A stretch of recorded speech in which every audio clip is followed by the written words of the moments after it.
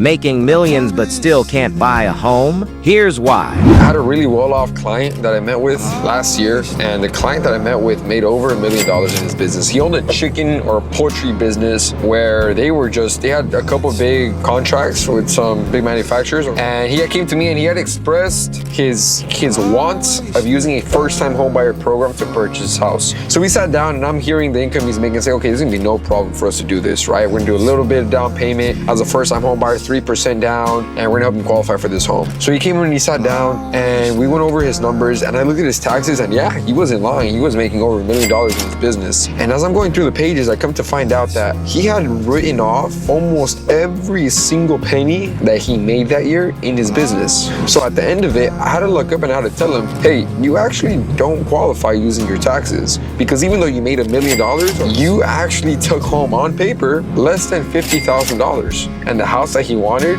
was over $1 million price point. I just told him it's not enough income for you to qualify. Now, let me tell you, this guy was upset when I told him this, right? He looked at me like, are you crazy? Do you not see how much money I make? At the end of the day, I told him, look, I see how much money you make and I believe you make the money, but at the end of the day, the banks do not care about how much we make. They care about how much we show. So I offered him another solution. I said, look, we can't come down with that little bit of 3% down as a first-time home buyer because we have to use your taxes in that case, but we can use your business bank statements to qualify the actual income you make. So we had a different route and different solution for him. He did end up buying his property. But the lesson here is, if you own a business, please don't write off every single penny that you make. I know we got to pay Uncle Sam, but guess what? After you buy your property, you're going to get a whole lot of tax deductions that come with it too. And if you can't do that, then you got to call me and I'm going to give you a second solution to not have to show your taxes and still be able to get into your property as a business owner.